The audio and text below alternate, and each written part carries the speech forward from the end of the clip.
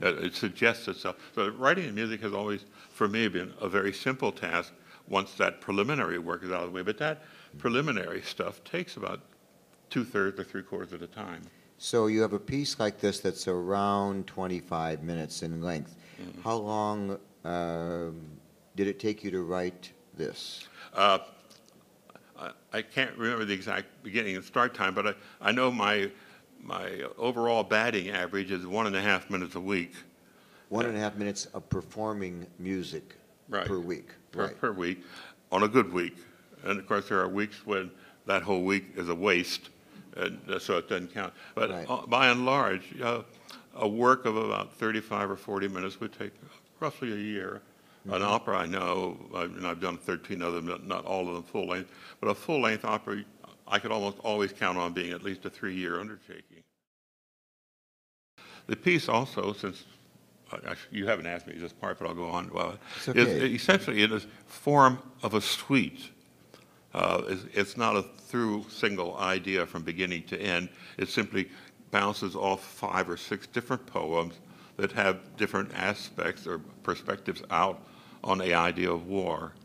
And what I think is unique about it was intended to be done, obviously, as an entity, the way it stands now, but each piece is orchestrated differently for a different combination. One piece is a cappella, one is just for women's voices, one is for SAT without B, one is just for orchestra, and so on. So that there's no continuation. It's just a group of people, of pieces that come together on a single subject.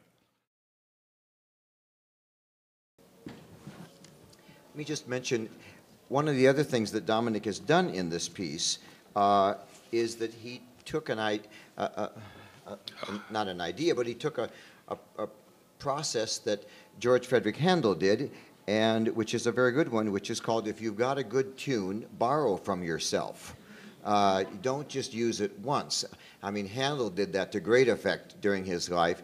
I mean, we all know there's all kinds of parts in Handel's Messiah which were part of those Italian duets from 20 years earlier, and then they suddenly showed up in Messiah because they fit. You know, hey, it's great. I mean, you can sing Italian words, and then you can turn around and sing "For unto us a child is born," and just the same music, almost, not quite. But Dominick had in the early 60s, or in the late 60s, had written for the Guthrie Theater a ballad opera that they performed called The Shoemaker's Holiday. And about 5 years ago, I resurrected it for a vocal lessons concert, and we did it.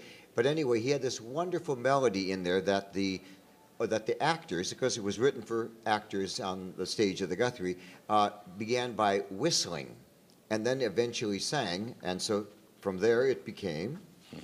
These are, this is Elizabethan, the Shoemaker's Holiday, but these were soldiers going off to a war in France, and like a lot of cocky, young, jaunty guys, they're just happy to be going off to war. They're going to do something. And of course, even in this comedy, one of them comes back crippled, and the whole thing is quite pathetic.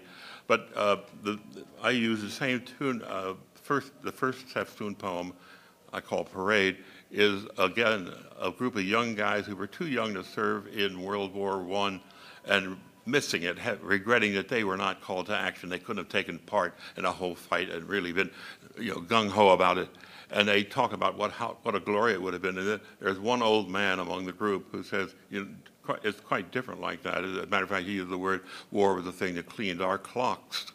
And they too, at the end, are saying, they are sorry they were too young to have missed the fun that happened in France. And so that's part of the irony, because later that same poet, Sassoon, is going to talk about that cenotaph. The tune that Philip's alluding to was whistled in the play.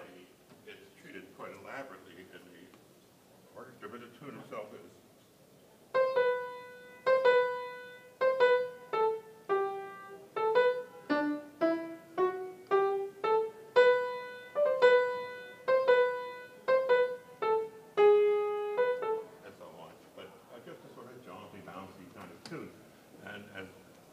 quartet, I thought it was too good to be wasted. I think this is not a very hard piece to do. It's probably the easiest, I think, for the chorus. And by the way, I heard the chorus rehearsed twice the last 2 nights. I can't tell you, these are 4 disparate choruses that gotten together. And it's breathtaking. I could not believe how good 280 kids who just got together last Monday for the first time. They've all been rehearsing independently with their choruses. What a wonderful sound they can make. And part of it is, I take credit for it because I think it was written with part of that in mind, that it should not be something they're going to have to work their heads off to get, something that they can fall into. And evidently, from what the conductor was telling me, the kids are having a great time. They love doing it. And I'll be the first one to admit, nothing pleases me more than having a performer fall in love with your music.